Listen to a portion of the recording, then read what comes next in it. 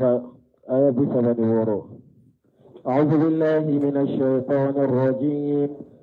إن عدة الشهور عند الله 12 شهرا في كتاب الله يوم خلق السماوات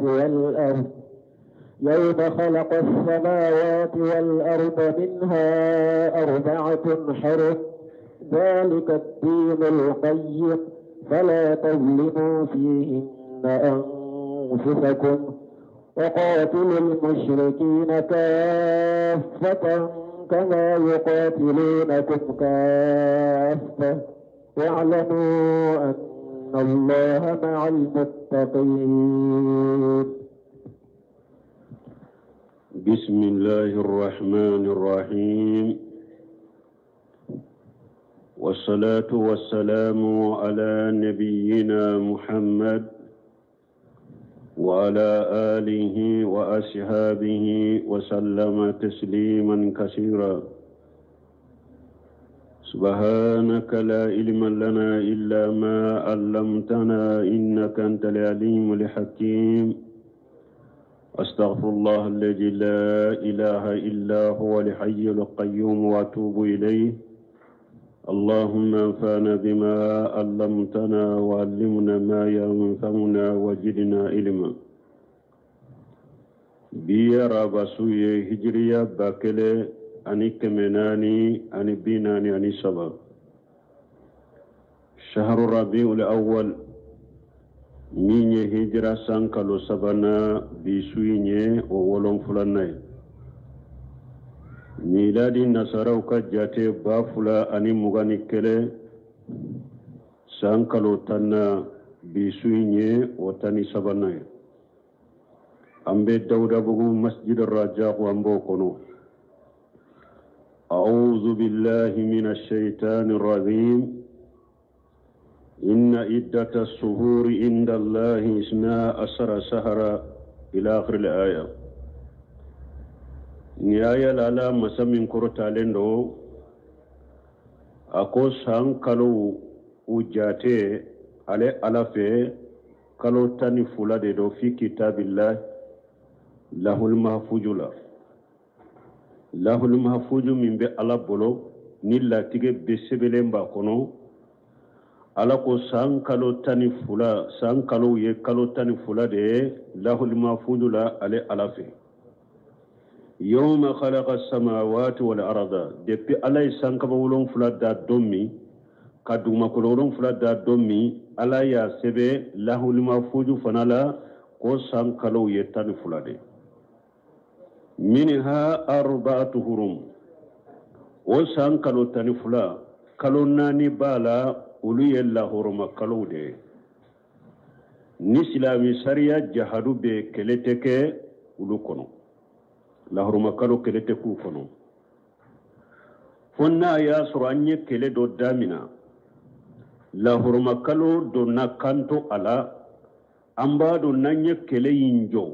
jugu bena ferama ambo kele yin kontine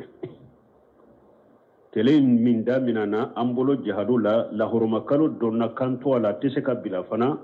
ambo kele in kontine la huruma kalo la wala ni kafiru de nanabi anka la huruma kalo la ambu kele anta fu la huruma kalo ante kele ni kafiru de nanan kele kana bianka ambu kele la huruma kalo la ni ote kalo nani kele to ku kono. ذلك دين القيم نيندي alaka sariya sariya min tilelendo ninde alaka dina min tilelendo fala tajlimu fihinna anfusakum akana yire kuntonyo la horma kalonanina tawsiri dola san kalotani fula akana yire kuntonyo ukono kajunubuke san kalotani fula akana yire kuntonyo ukono kajunubuke dobe asage kata lahuruma kalonani ma har ni lahuruma kalonani inte san kalotani fula ka junubu ke ala asite be meniye junubu ke lahuruma kalola junubu imbe bonya ika ma te ko ma jate be chaya de muninye yoro dobe komi sungalo nunu fule niye baraji ke haramu fule min ye farda kele abe komi farda ba keme misiru tola min niye junubu kelen ke haramu kono junubu injatete jidi de ngabe bonya ikade junubu jatete jidi mo kam ngabe bonya ikade la hurma kalo fana bo chogode la niye bewa bara nyuma minke ula obese ka jidi me niye bara jugu minke ka junubu minke junubu injatete jidi ka ke junubu fule ka ke sabayde wajajawu shay'atu misluha ala ko bara nyuma ko ni sare bara nyuma kele de na junubu bese ka bonya ka kateme kalo toka akana yire kunto nyokono ni la hurma kalo nani min fule nyinne abi bakrata ka hadisan nana bukhari muslim kono cide nyu prepare la tiganye ako anna nabiyya sallallahu alaihi wasallam kataba fi hajjatihi cide nyu kutuba kala aka hiju labana aka sarankarani hiju fa qala cide ko ala inna jamana qad istadara ka hayatihi yawma khalaqa Allahu samawati wal arda ciden ko wakati a munumununa wakati a munumununa kana be komi dommi ala yi sankaba wulon fuladda ka dumakulun fuladda a sanatun isnai asara sahara sanye kalotani fulade parce que ciden yeni nin fo munna parce que jahilu tilela komi abena nyefe ne siyu tumbu bolo la hurma kalonu min fulen ninye la hurma kalonu nani min fulen ninye jahilu tumba ke sandola ina mu haramu min kele haramu yara una kele daga uyereye shaharu safaru min kele dagara uno haramu yere kuma mesami chide hijira jahilu yereye kalo haramu ya chogomi uni ala ye kalo nani mi haramu rubede benna manyogoma hajjatul wada kuma la nyine yegno na ko munula ka ke u chogo korola komi ala ye sankaba wolon fula duma koloron fula da dommi ni sankalo tani fulay ni kalo nani bula nu e haramu lendo cide hijira sami hari jahilu yerebe kalo munun kele haramu ya ani ala ye kalo munun kele haramu bede kera kele nyasa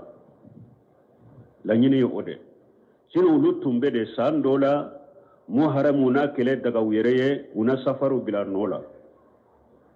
sandola muharami ka haramu ya ba chogola safaru ka kele daga lendo uye utumbe aken nin chogodela me chiden ka hiju sa uye kalunani mi haramu ya ani alay karunani mi haramu yo bede kera kelenya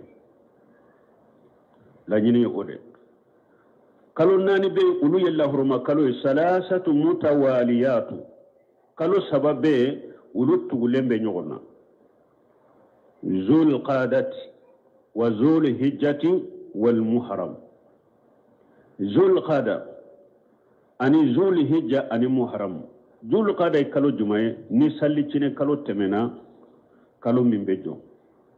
uba fode ma zul qada ni zul qada boray zul hijja wa salli bakalo muharram woye silama ka sanyelema kalo foloy nin kalo sabatu gulembe nyogona ubella horoma kalo warajabu mudara ani mudara ka arajabu alladhi bayna jumadan wa saban mudara ka arajabu mimbe jumad al-akhir ani saban ni nyogonche nin fana fora munna ni ciden ko mudara rajabu mudara parce que kabila do de be arabu le ba fo mudra kabila do be arabu la o ba fo rabiyatu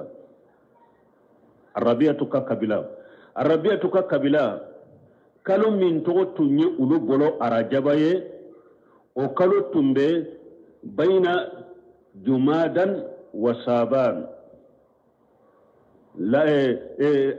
mudraka arajaba ube jumada ni sabani de nyogonche mais arabiyatuka arajaba anna rajaba al muharram huwa shahrul ladhi bayna saban wa sawwal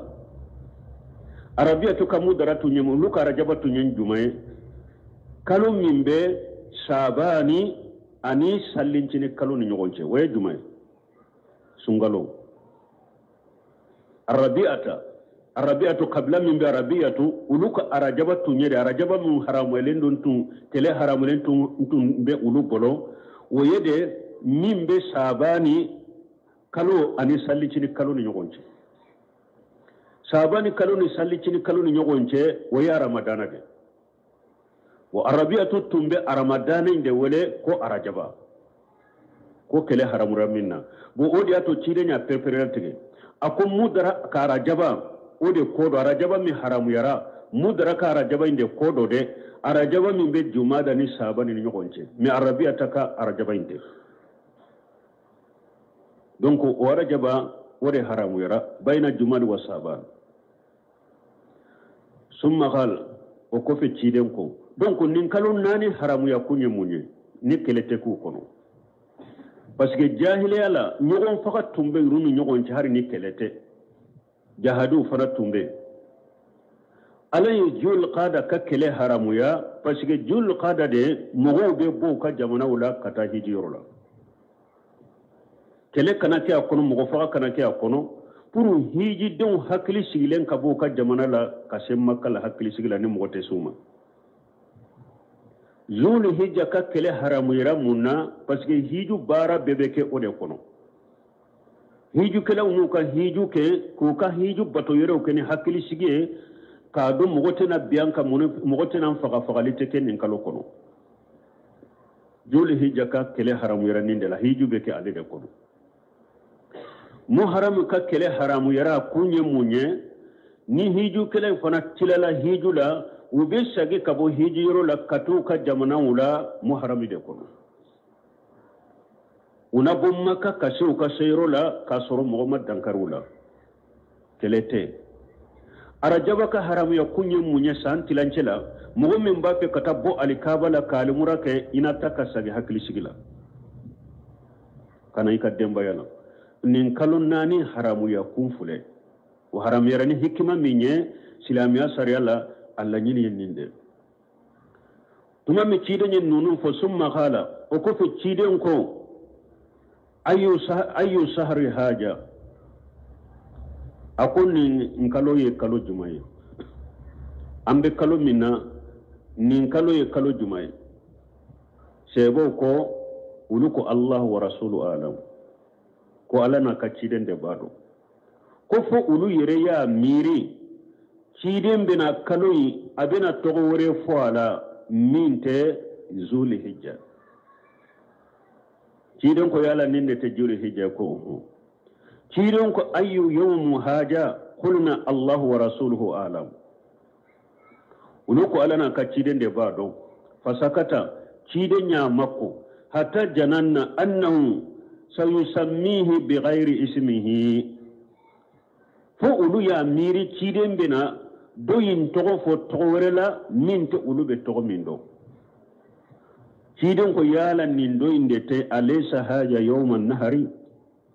qulina bala ako yala ninde te kansogoli donyewa parce que waya soro salliba dondero yawma nahari uko salliba dondero summa qala uko fi ciden ko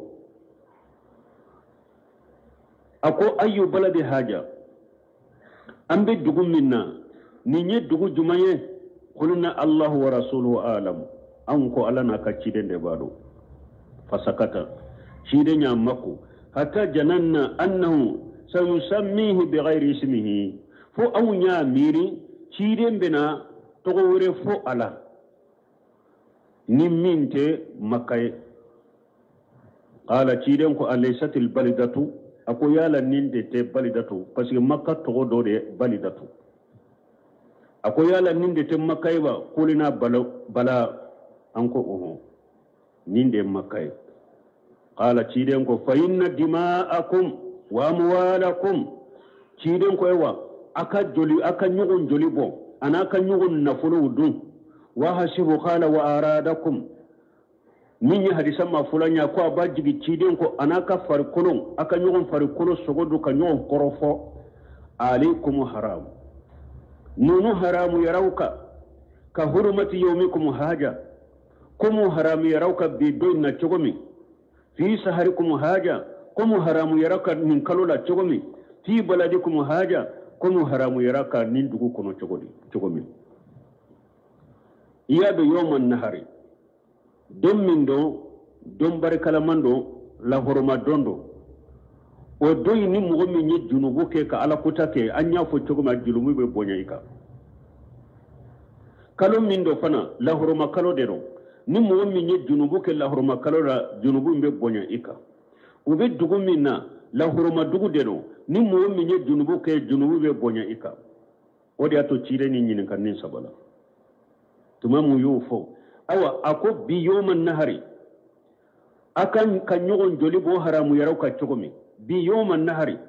akan yogon nafulo dun galon ko haramu yarau ka cogomi bi yawman nahari akan yogon korofo kan yogon nemimaya o haramu yarau ka cogomi shaharu jeli hijja mi afula kono kan yogon ka joli bo haramu yarau ka cogomi shaharu hijja kono akan yogon korofo haramu yarau ka cogomi shaharu jeli hijja kono akan yogon nafulo dun galon ko haramu yarau ka shaharu jeli hijja kono cogomi awa makka akan yogon joli bo makka kono haramu yalo ka cogomi akan yogon ewa nafulo du galon ka makka o haramu yaro ka cogomi akan yogon korofo makka kono o haramu yaro ka cogomi awa haramu yaro ka don tola o cogo kele de la haramu yara don tola o cogo de la akana yogon korofo akana yogon joli bo akana yogon nafulo du galon ka wasatalqawuna rabbakum ewa jama ana utigi ala be nyogon kumbe nyogon Allah gara fa yashalukum an amalikum ala bawuni nen kaka barake tawlade ala ciden kon ni nyetti nyaay la tarju bari dullala ni fatulen ko fe ka bawcela akana shagi kata filibanti yawma yadribu ba'dukum riqaba ba'd na yerebe nyogon fa fatulen ko fe akana sage kata filibantiyama ana tumbe jahiliya kurumina na be nyogon faqade ala hal balagtu ciidon ko yali nya Allah shewa ala yi ciide nya min dinne ma nya Allah shawma wa sebo ko ya Allah she ala li yuballigh shahidul ghaiba awa ciiden ko afrika shere yake ko nya Allah she awa mugo munun be ninnin kutuba kera awu nyana mugo munun te aya Allah shuma فلعل أبسك كي من يبلغه يكون أعواله من بعد من سمعه أبسك كما دوبي إذا كما ينتكلاش مغدوما ألي بسك كما ينتنغا كفامو كتمي إمي نيامي مغو بسك كما دومي مغولا إذا كما ينتا كتا الله سي مغدوما إتارك كما يلاش مننا دي وبسك كما ينفامو ka durushi ka teme emi nyame atigila kire ne fo sallallahu alaihi wasallam ana hadisala wa qawluhu fil hadisi inna jamana qad sadaraka hayati yawmi khalaqa as-samawati wal ard taqriru minhu salawatu wa salamu alayhi bun kasir bake kam min tafsiri nyode sarahu kire nya sabati de doro alaye kalo nani min haramu yara a cogola kide hijira samme aya soro jahiru fanayo o kalo nani kelende haramu ya وكفي تيدا إن هذا البلد حرمه الله يوم خلق السماوات والأرض تيدا كي ونين دغو من فل النابا كونو على دي حرمة دا نين دغو ينكا دي بي على يسانك بولون فلا دغو كلون فلا دا فهو حرام بحرمة الله تعالى إلى يوم القيامة اي والله حرمة دي بين نين دغو ينكا نين على كالله حرمة لي فوقت الله غرا على إلا حرمة من دا ماكاكا كفاسمانتا من دي مكاما فوقياما mogote se ka buaka makaka karamana ka bonya ana ka horma min baka cidin ko ala da ya kai fo kata kiyama abaka fana wa hakaja qala ha huna inna jamana qad sadaraka hay'ati yawma khalaqa Allahu samawati wal ard ay al-amru al-yawma shar'a kama abtada Allahu zalika fi kitabihi yawma khalaqa as-samawati wal ard cidin ye hijuke kutubai kala dommi ako alaye dunda ka kalau da depuis sanka wolon fula dara dommi ni duma ko wolon fula ku da ko bilal hala minna ewa ko nyina o bola hala kelendela minha arbatu hurum donc anyo fana tawsir kalon nani bala wulu yalla hurma kaloye kelete ku kono jalika dinul qayyim ay huwa shar'ul mustaqim ninde alaka sariya tilelenye nim mo minye alaka sariya tilelay niya wa abbaton nin chogola kabaraka nay nin chogola wal hajwa bihi ala ma sabaqa min kitabillahi al-awwal ani niya baraka nay komi abe alaka kitabu folo kono chogo minye lahul mahfudwe ninde alaka dina tilele pour aka baraka nay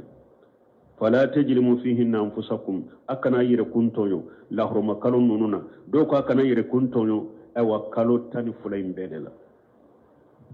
janko makka mo kana tonyali kede wurato aya wurena la ko man yuridu fihi bil hadi bi julumi nujiruhu min ajabi alim alakum makka kononana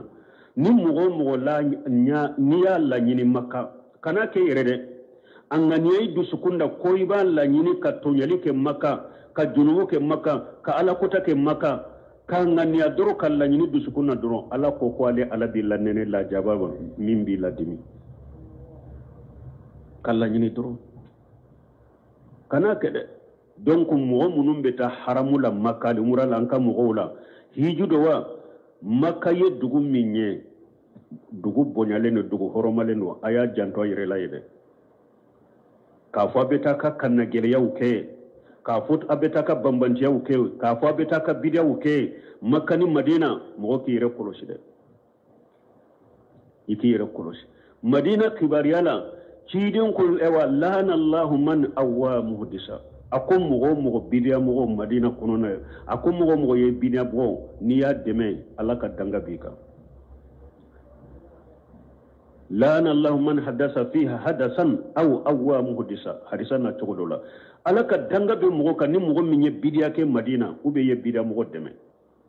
ko ne intake hari makani madina se ini mi mbora la itode do ini mi junubu mi mbora la itode kalama nigo kalama ita fo abada koy ala soso maka ita fo koy ala soso madina ko ni mbika junubu mi mbika ni tumbo do ita fo e way ni tumba do ita ke fana mo ni bidia ke madina idangalendo makata fule ala aka aya kono akon niya la nyini doro ko ebe jengede ka ko jugu de ke makka ko ale ala bi lanene la jabala nujibu min ajabi alim ko bi lanene la jabala min bi ladimi abesika ke ala bi lanene la jaba dimine na jiya kono ka nyana maya kono abesika ke ni la jaba dimine ala bi ma kono na lagara abi ma kono na lagara katilla nena ala tanke ye ala sosone ala kuta min ke makka donc an kan yere kolosi nonu nye dugu de ni ala yu bonya ka barka dola ni mo min tara i janto yere la ni mushrikiya min tara ini tawhid de kasagi ni bidiya min tara ini sunna de kasagi ni kanna gilani bambantiya min tara ini yere kolo de kasage kana alama me ntara chogo min nana ko mo si mase kanna yelema ko ne tara chogo min nana i kanna fulo yedde passe min da yere kay ka woru ciana ni tara makai chogola eni junubu min tara eni bidia min tara eni mushrikiya min tara eni kanna gilani min tara eni lada jugu min tara makka eni hosagira kana ikanna fulo cinyana ala yire ko makka ko huda wa huda lil alamin ala yire ko kanda de do kanda soro yoro de damfe munye e ko tara chogo mi kena ni chogola ko mo ma se ka yelema la hawla wala quwwata illa billah an kan mo be kuma dofo ulu nyire la ubu yire majamuni matamu yire matanu de kasoro bu yire nani ku yire dangade uba ko fana ko maliyembe ko kalama nimbe ka fana ko maliyembe fendo maliyende ba fo ko ne tara chogo min nana mo ma se ka ne yelema kasoro fure ki yire dangade yire fure ka foro ko tara hijini na fulo minye kan na fulo cinya na fu ala kan kisi kan tanga وقاتل المشركين كافة أو أي مشرك بفقا الجميعكم ننكو كافة دوبا ساقي وقاتل المشركين كافة جميعكم أو مؤمنون أو سلامو بيكا فرانيونك أكا مشركو كلي السلام بيكا فرانيونك أو مؤمنون بيكا فرانيونك أبيكا مشركو كلي كما يقاتلونكم كافة ay jami'uhum comme mushriku bebe fara ɲɔgɔn kan kaw kɛlɛ cogo min de aw fana bɛɛ ka fara ɲɔgɔn kan a ka mushriku kɛlɛ wa'lamu anna allaha ma'al muttaqin kɛlɛ in kɔnɔna la mu'minu a k'a dɔn ko ala bɛ fara ala ɲɛ siranɲɛbaga de kan anw minnu siralen bɛ ala ɲɛ de ala bɛ fara ala ɲɛ siranɲɛbaga de kan anw mu'minu bɛɛ ka jɛ a ka mushriku kɛlɛ komi mushriku bɛ jɛnna kaw kɛlɛ cogo min awa k'a dɔn kɛlɛ kɔnɔna na fana ni mushriku jama cayara cogo o cogo ni faamaw b'olu de bɛ cogo o cogo ni kɛlɛminɛw de bɛ olu bolo cogo o cogo ala faralen bɛ aw ala ɲɛ siranɲɛbagaw de kan ala bɛ aw de dɛmɛ a tɛ mushriku dɛmɛ a bɛ aw de dɛmɛ ala bɛ fara ala ɲɛ siranɲɛbagaw de kan a k'o fana dɔn إنما النسيء زيادة في الكفر يضل به الذين كفروا يحلونه عاما ويحرمونه عاما ليواطئوا عدة ما حرم الله فيحلوا ما حرم الله زين لهم سوء أعمالهم والله لا يهدي القوم الكافرين نيني آية ni ala ye mushriku lagosi n'a ye o tumbuya u ka baara jugu min kɛ k'a kɛ ala ko innama nasiyu a ko mushriku ka makɔnɔni min fɔle nin ye jihadatu fil kufri o bɛ dɔ de fara u ka kafiriya kan makɔnɔni ye jumɛn ye n y'a fɔ cogo min san kɔnɔ kalo 4 in de ye lahɔrɔma kalo ye zul qada zul hijja muharram olu saba tugulen bɛ ɲɔgɔn na ani arajaba mais jahili tun bɛ mun kɛ tant que bambamtiya ni kana gɛlɛya min ni ɲɔgɔn juguya min tun b'u ni ɲɔgɔn cɛ do ni kɛlɛ bɛ ale n'a ka jugu ni ɲɔgɔn cɛ pour ka makɔnɔni kɛ n ka kɛlɛ bila lahɔrɔmakalow ka tɛmɛ dimi bolo kɔrɔtɔ bolo jugu fagali kɔrɔ min ye muharami min kɛlɛ haramuyara a bɛ muharami ka kɛlɛ daga a yɛrɛ ye ka taa ka jugu in kɛlɛ muharami kɔnɔ ni safaru nana a b'a fɔ sisan ne ye safaru bila muharamu nɔ la n ye kɛlɛ haramuya o kɔnɔ n tɛ kɛlɛ kɛ o kɔnɔ nasiw ye nin de ka muharami haramuyali ko bila ka safaru makɔnɔ muharami kalo haramuyali o b'o haramuyali yagaruya ka safaru makɔnɔ ka muharami kalo kɛlɛ daga u yɛrɛ ka kɛlɛ k'o kɔnɔ ka haramuya yagaruya ka safaru makɔnɔ ni safaru nana tɛ kɛlɛ k'a kɔnɔ tant que a b'a dɔn njugu min filɛ nin ye n diminen b'a kɔrɔ cogo min n feerela la cogo min ni ma kɛlɛ nin don in de la ni ma kɛlɛ nin kan ni ma faga nin kalo de la ni nin kalo tɛmɛna n tɛ feere la cogo min o bɛ kɛ sababu ye a na muharami ka ewa kɛlɛ la daga yɛrɛ ka muharami ka haramuya makɔnɔ ka safaru makɔnɔ k'a bila ka safaru makɔnɔ nasiw ye nin de ala ko u b'a kɛ ka min kɛ nin ye a bɛ dɔ de fara u ka kafiriya kan parce que fule ka ala ka sariya de yɛlɛma sariyarikɛla ye ala de haramulikɛla ye ala de halalakɛla ye ala de b'a fɔ nin ye haramu ye ala de b'a fɔ nin ye halala ye mais e hadamaden tɔ danfɛ k'a fɔ e yɛrɛ ka fɛn dɔ haramu ni yɛrɛ ko nin ye haramu ye e yɛrɛ ka fɛn dɔ daga i yɛrɛ ye nin bɛ dɔ de fara i ka kafiriya kan parce que i yɛrɛ bila ala ka palasi de la nin na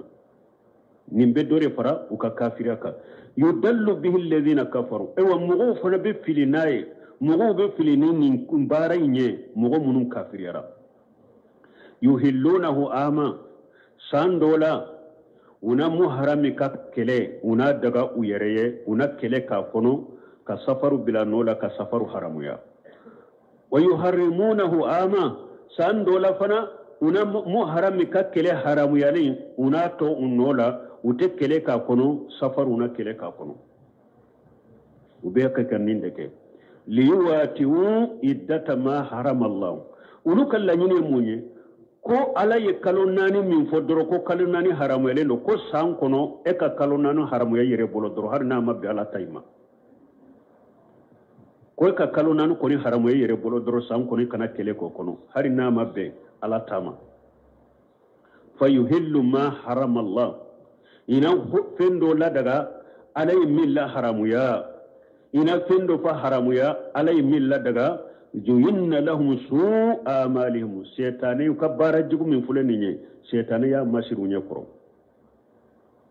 wallahu la yahdi alqawma alkafirina ewa hadamaden kafiri alati kanda hadamaden kafiri mi ni ala ya sebe lahul mafujura ko ite kandare ite kandade ibe sayka kafira indela katado jannaba kono يا أيها الذين آمنوا ما لكم إذا قيل لكم انفروا في سبيل الله اثاقلتم إلى الأرض أرضيتم بالحياة الدنيا من الآخرة فما متاع الحياة الدنيا في الآخرة إلا قليل. نيني على بدو مغوكا جلاجليلا مغو منون تورا تبوكا كله كوفي نو متاكيدن نوفي تبوكا كله على بنا دو ولوكا جلاجليلا تبوكا كله من دو كله نيسيرا بيبو مدينة كتا روميدي فرانشي كجا كله انكيرا تلما فلا دي كونو ووقت ياسرو مدينة إريدو مونا ووقت ياسرو مدينة إريو سمالين دو كسوبة وياسرو كلايا فنا بالا تلما فلا دو كلايا بالا أدانا مدينة إريدو مونا إريدو نيومان بي مونا سما بي إريو لا سما إريو كسمان كورولا كدي باسكي تلما فلا دل تلك كلا كوجو أوقتي tabuka kele mbeke wakati mi tabuka kele kera odela o kera sababu ye mogo munu make mumini qalasile unde munafaqi chama mashe kata tabuka kele la parce kele yoro kajja u beta mogo munu fana kele u donindo ni jamaye u donindo ni fana mogo ye mogo munu be kele do kele mina bubolo kele fana kera tilema fela de la kele be ke yoro mi fana yoro jandero o ya sor madina fana iri de mona suma be iri wala madina munafaqi chama u fari fagala ulla fura o mabocci den no fe ala ba ke ku jalagi ni ayaw de konon ala ko ya ayyuhal ladina amanu akum mu'minun amunun dara alala haqiqala liman yachiya mala ما لكم إذا قيل لكم انفروا في سبيل الله ساقلتم إلى الأرض منا نوكو أوما أي بو أكتاكل يرولا نابل لا فوقنا الدقوم ناتبو تكاسلتم وملتم إلى المقام في الدعاة والقفد ساقلتم كرموني منا أبل لا فو كسيكي كانوا مدينة لا فيلا كبا بو كتجهدولا munna bella fuka sigi kanu madina sagaltum ila al-ard munna abella fuka tam madina dugu kono na tolima kabuli toy kelela ciden no fe munna boke aradaytum bil hayati dunya min al-akhirati safe jiya nyana ma ya damo aw ode diara aw ye katme lagra takawa parce na bora kata jahadu yorola saramin bedima awla saramin beddi awma wala wayalla gara sarade min mata kelela e tora madina min yin madina iri dawun damu an iri dawun suma da yimina o ye jiya damu de donc jiya damu o de diara aw ye katame lagara kawa tuma mi ala yin fo ala nana mogo labba jiya la ko jiya damu te foye ala ko fama mata'ul hayati dunya fil akhirati illa qalilu ala ko jiya damu te foye lagara damu koro ni damu fitinite jiya damu lagara damu koro damu fitini do hadisa dola ciden ko law kana dunya tajinu inda allah janaha bawdati ma saga minha kafira sarabatan mai ciden ko ni jiya valeri tumbe soso kama ni yado basakile la be po hake mindima ciyon ko ni jiya valeri tumbo bo ala bolo kafiri tindem jimi ko kelen surala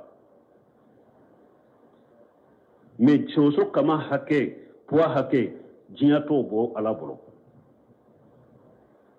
dondo la cide sallallahu alaihi wasallam anana ba deni doma asu ba deni har kilo tala awolola tende kilo fitinu ode bala a kilo yere da falente cirin do bayin tate sugu mogon aku mugo munun be sugula jomba fe nimbai an ka fere ma sisa dorme kele ki ka tamma jombe so ka nimbai sa sisa ni hari tamma kele be dorme kele sugu mugo ko ci de mugo jumambe ambe nimba ke munya hari na ya soro nimbe ninna defo be ninna da falente janko so hari ni ye nintan ka di mugo mina fuanta fe awa ci den ko nimba de ni min fulen ni nyen ni kilo tala de ana ka kilo ewa fitinu asu ni awu tafe chogomi amma ko tala chogomi jiya ala makote jiya la kateme awu makote ni na chogomi arisa dona na ciden ko ma duniya fil akhirati ako dunate foye jiya kan nemate foye la gara koro illa kama yajal ahadukum usba'ahu hajihi fil yam fo adola kele ni ka bolon ko ni min fulen ni ni ya sori bajila falyanzur bima tarju i bolon ko ni sori bajila ka bo i ka bolon ko ni laje ji munun noro la bolon ko ni la uye mun na kasi bajina awa ko jiya to obo jiya nema to obo jiya munima to obo alafe la gara koro ni nana kogojila ki bulunkoni min fulen ni nye ka sora kono ka bo ji munun be noro ka bulunkoni no ye mun nagasi baji na uwo ji nunu nye munye baji kogoji nji tokoro ha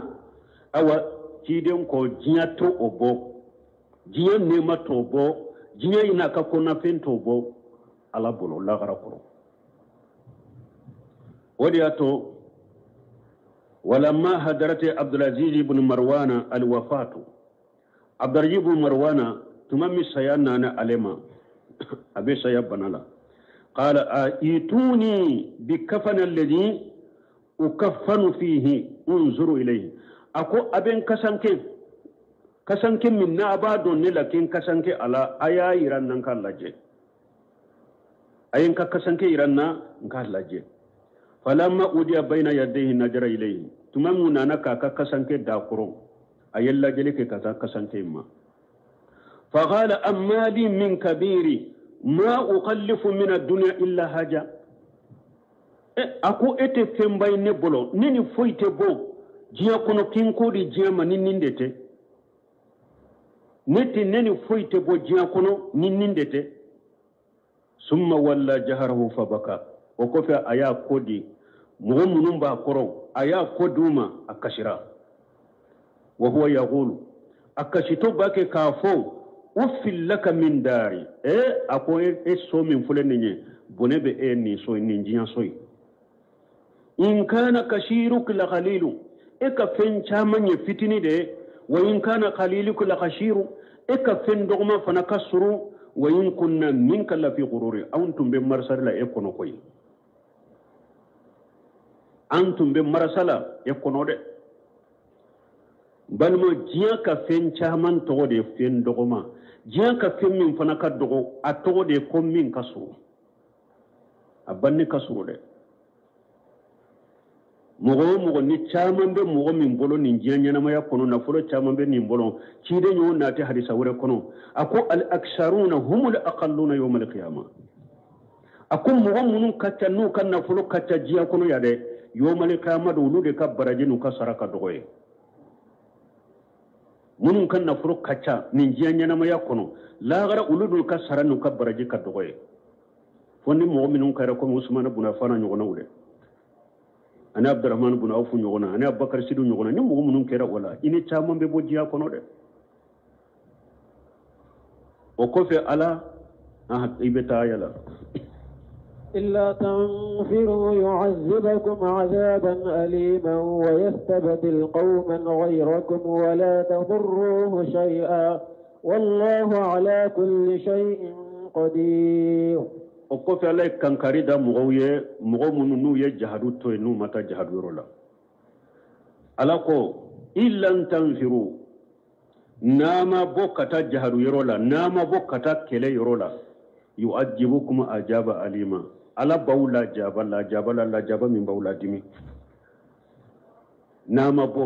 kata jahadu yorola ala bawla jaba la jaba min bawla dimi wa yastabdila qauman khayrakum ala bawu fale mo wore wuye munun teke comme awu nyogo lu be jihadu kala kashirala ala baw fale mo rewye wala tadurruhu shay'a oti ala toroni foye aw ka jihadu baliyati ala toroni foye aw ka ala ka aw boye kam wori bila aw nola munun be jihadu kala kashirala oti ala toroni foye wallahu ala kulli shay'in qadir ala be shefembela bun kasiri ko ni aya de be nyogonta ni ala ko wayin tatawallaw yastabdil qauma ghayrakum thumma la yakunu amsalakum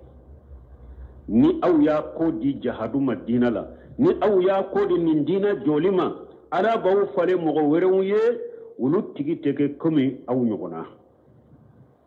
ube jihadu kala kasirala ube dina jo wadato Sheikh Salih Fawzan wakati bi abafo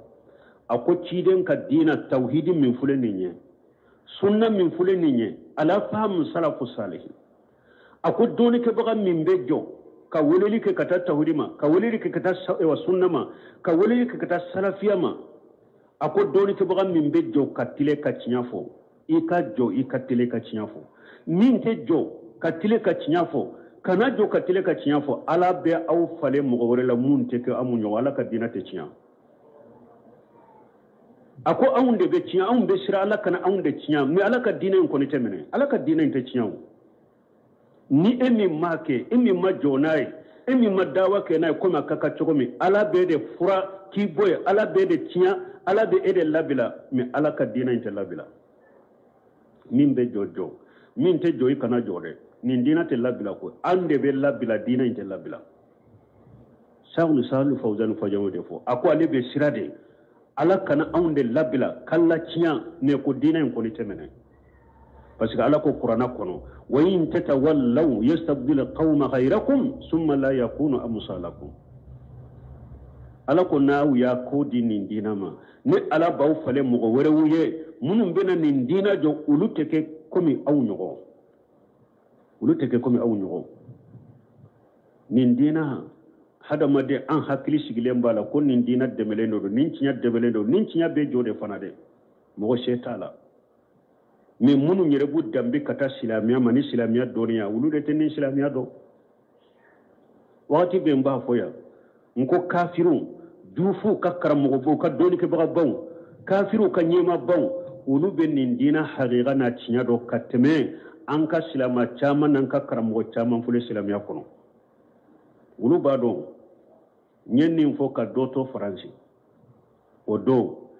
jufu do be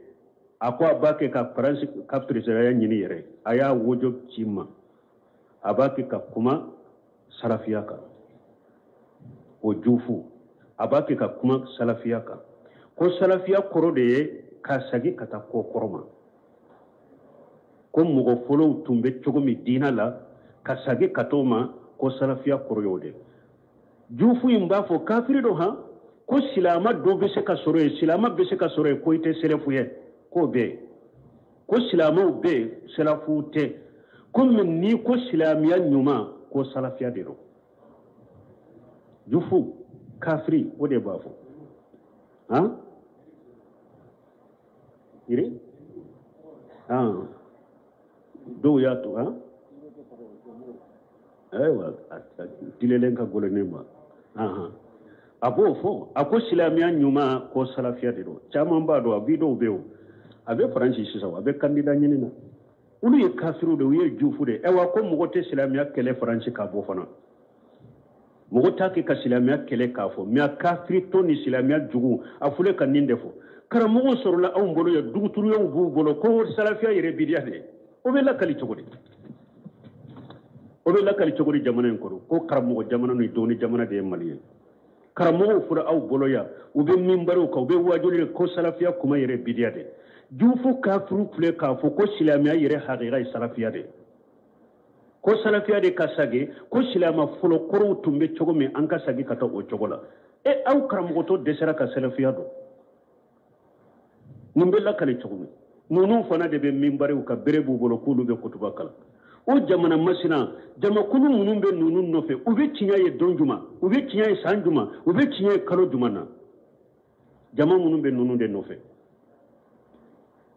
har ni kafiru ya ka dina famu ka ka silamiya famu ka teme aw yereka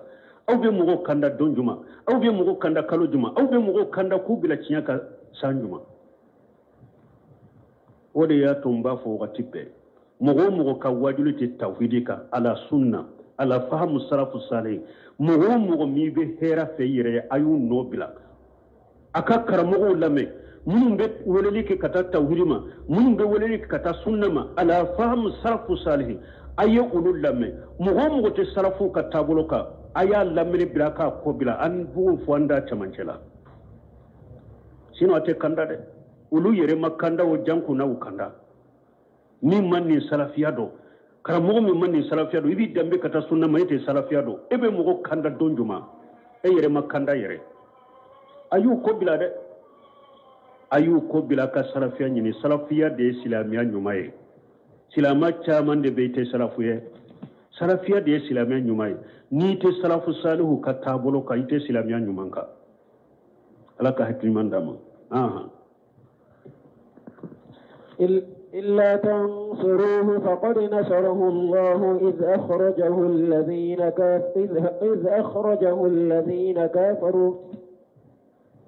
إذ أخرجه الذين كفروا ثاني اثنين إذ هما في الغار إذ يقول لصاحبه لا تحزن إن الله معنا فأنزل الله سكينته عليه وأيده بجنود لم تروها وجعل كلمة الذين كفروا السفلى وكلمة الله هي العليا والله عزيز حكيم إلا تنصروه ألكم مؤمنون ما مدينة أكون نوما تشيدن دمي فغير نصره الله ألا يتشيدن دمي iji akhrajahu alladhina kafaru tumami kafiru yabo kuma lanyine munni ni aw majjo ka ciden deme ewa ala koni ba ka ciden deme aba shembentiya komi dommi kafiru ya labo maka ala ya deme chogomi awa ba demo chogo kelenda aka don tola ni aw ma deme ala ba deme komi dommi kafiru ya ge ka bo maka ala ya deme odo chogomi ka shembentiya ewa o wala kelende ba deme aka don tola har nawma deme illa tansuruhu nawma ciden deme faqad nasarahu Allah ala ya deme iji akhrajahu alladhina kafaru tumami mu'minun kafir yara u yeciden labo makka sani isnaini mughfula ciden min mu'min fulanai iji huma fil qari tumamu tumbe kulugon kono mughfula cide ani abubakar sidin ala kambe hijra dema tumami kafiru tara nyogo nye dar nedwa ko uka cide ko uka shirika to sokono uka daso wadala mo kanana segere uko inni te hakilina nanyen ninke akanu bawo bena dayele ala ka foni doka hakilina ya ira anka bo anka ge akata kumfe akabo anchela duro anka kisha torama akata hari be orete ni ko be tawhid sabati ni ko be sunna sabati ni ko be salafiya sabati misiru ko ni be gede aw nyana geni de be nindina faga kamugo ge no de tumbe nin tawhid da sirala kamugo ge no de tumbe nin sunna da sirala kamugo ge no de tumbe nin salafiya da sirala dina te sha umaya dina te sha geni te se di ni na la de aw ko anka ge akata kumfe anka kisha toruma ad shaytane kuma ya yire ke hada madanya akunna yin ninge aw ten ninne dia chogola nimbeta kele bolo ta kama kana be faya ko yemmin fo cinya do de aw ko sisa abu jahali ko nebina haklina do fo haklina sitoka muhammadu aleni bani hashimi ale bora uludela quraishi to an jamai an be kabbe kabila be maka be ka kamalen korobo kamalen koro fangatigi nim bese bamurula an ka bamuru dajiya ko kaduma u kota shi ciden dala fajiri ni akwa be bo u be ka nyon surala ka faga shinya kele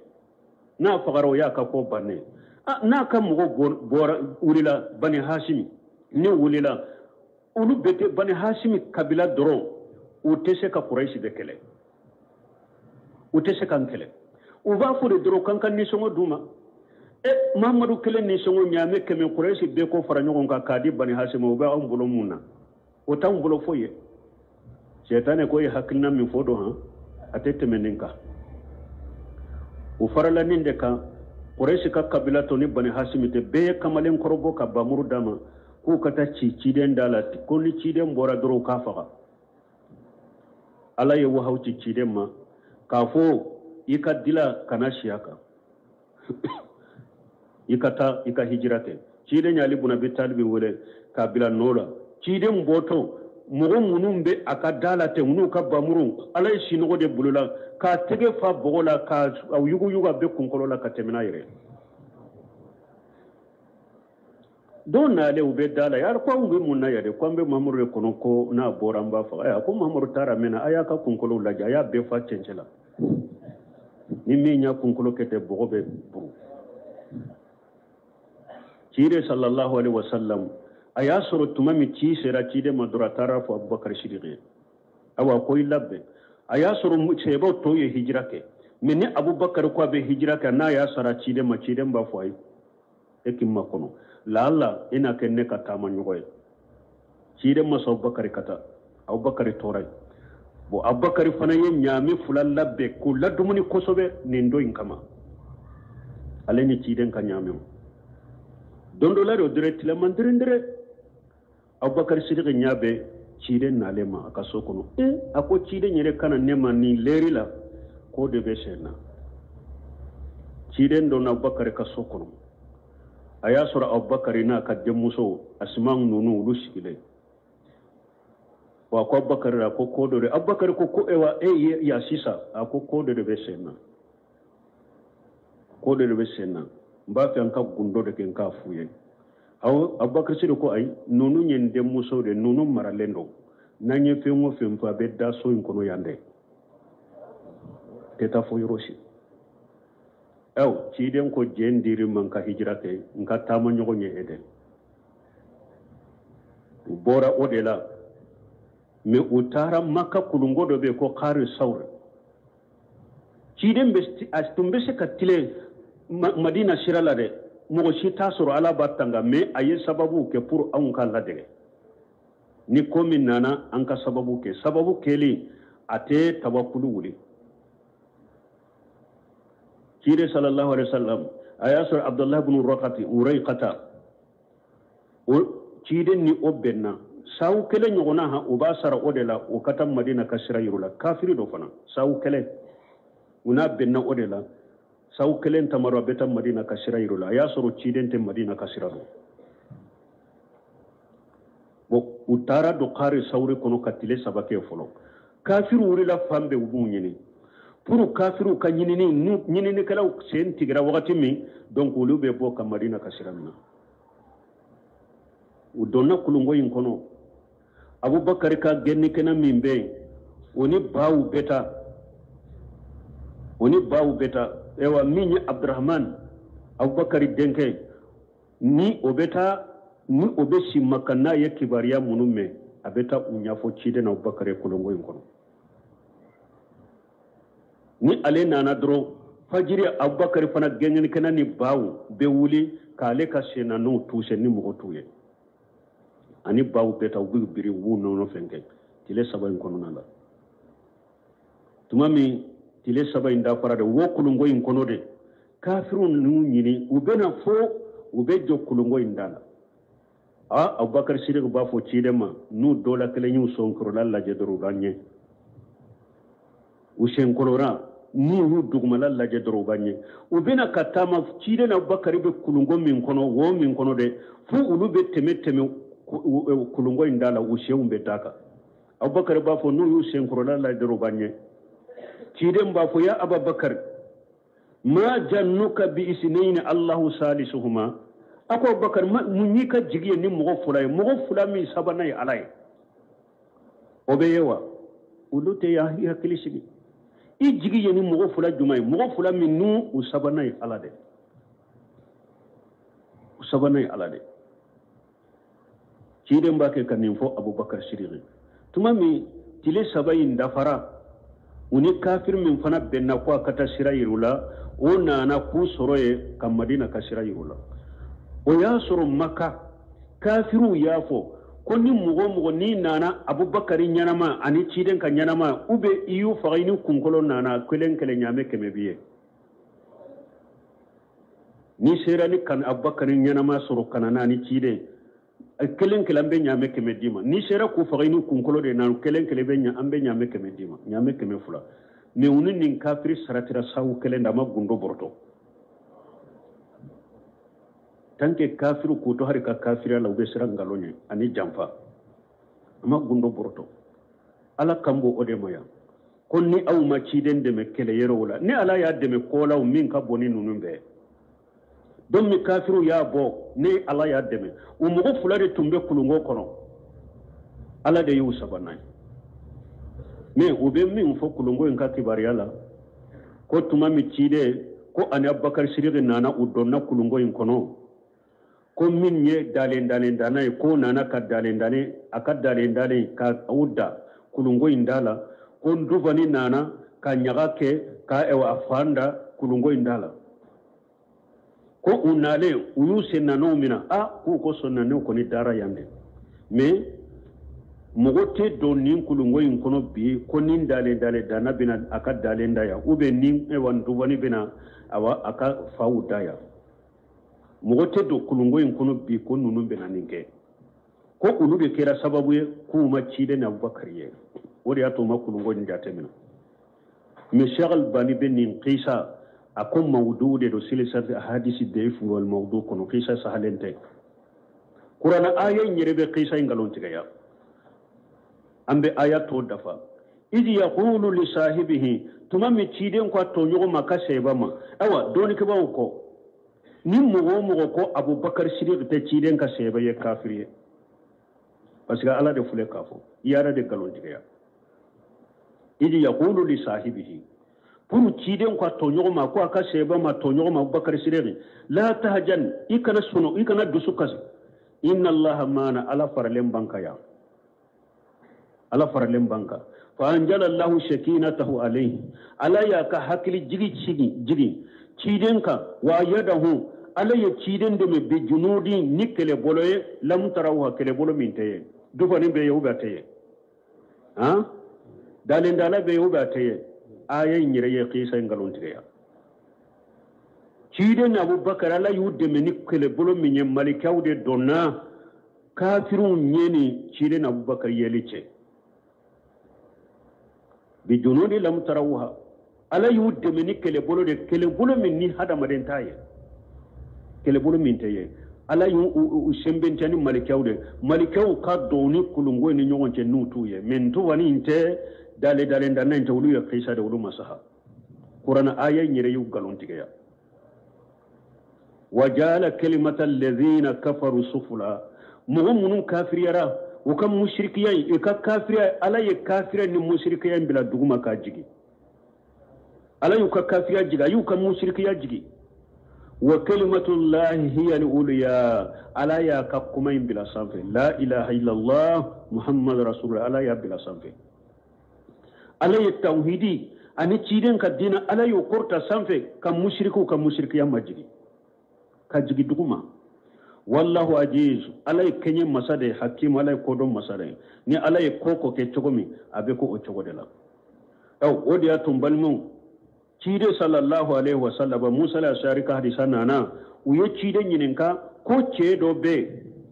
an rajul yuqatilu sajjata ko cedo be alebe kele konka fari ce fariya da ya lebila kelela wa yuqatilu hamiyata cedo be alebe kele ka kele kunyin la fasalide karsabe ko min na drombala nebe karsade defa komi suni tile min be fo jamana kono ko jamana denjumaya ayeke lagara denjumayde sana ka kenin jamana denjumayde hamiya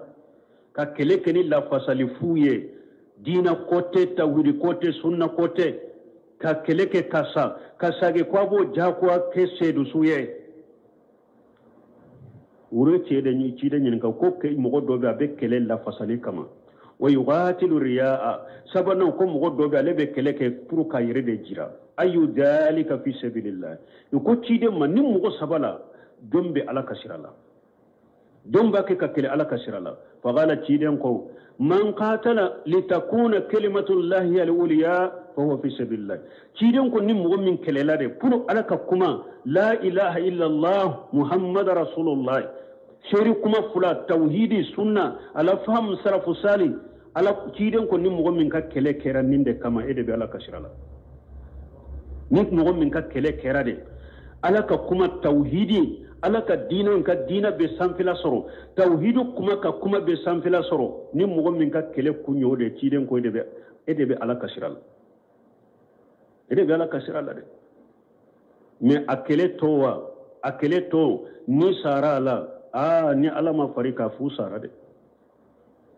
ka fo karsaye sedu suye ni kelela de pour ala ka dina be sanfila soro ni mugo min ka kele kero isara o de la ciden ko ede be ala kasirala ede to ko sedu su me jinya nafolo ko ni mugo min kelela o de la palasi nyinu ni mugo min kelela o de la e sara o la kasagi ko beto ke sedu suye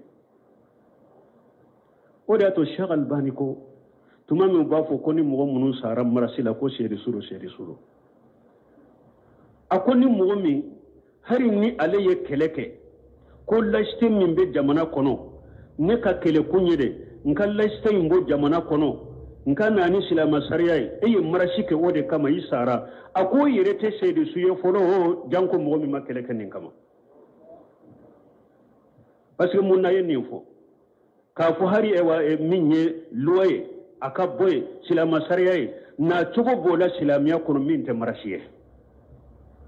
ona cogo te marasi te silamiya ka ciden ka sunna la te silamiya ka sariya la akoni mugo min ye marasi uke ka mujaharatu uke pour lode ka bo jamana kono nkana ni silamiya sariya ye akoni sara ite seru suye janko de ko jiko de banna ko ekoli de tiana ko siraw tiana ko jamana ka nafolo trankira ni e sara wala de aw beta wulu de ke jakwa sedu suye ala de be mo ke sedu suye aw de be ke sedu suye awa ciden ka kuma fulere ni mo min sara ala ka dina kele de kama tawhidi inde ka dina be sanfela soro ala ka dina be sanfela soro I kelela odela I sara odela ciden ko de be ala ka sirala min kelela nyeche fariyo kelela mbella fasalilo kelela mbe yire jirala ite ala ka sirala ni sara ite sedu suye Allah ka hakili mandama subhanakallahumma rabbuna bihamdika ashhadu an la ilaha illa anta astaghfiruka wa atubu ilayk eyo ninye kuma mi fo ko umma ko be konanjia do de la ka konanjia do ke mogo ye mono bu dambi kata sunnama aka fo chokola sunna demiseno do be muso ñini furu la ube mogo de muso ñini furu la na duruma sankele sanfula ubu bila iba soro eye min furu aka mogo yire tum majje na ya ka di e masunna mogo te me muso ñire ko abe efe abe sunna fe e fana yo o furu sankele sanfula denkele soro la e yo bila wa ya soro alena kam mogo te tabulo kelena akasagi katuma tuguni ube kama gele yanu debuye kunne shi haka ke ola ne shi haka kanka ke ola chinyala hari suro nyode fo nko karamogo telefoni min bena aw masbi sisa ambe jiyan laba min na telefoni min bena amma mogo min yire be anyoro nyini katan segere mogo min na ya nyenyu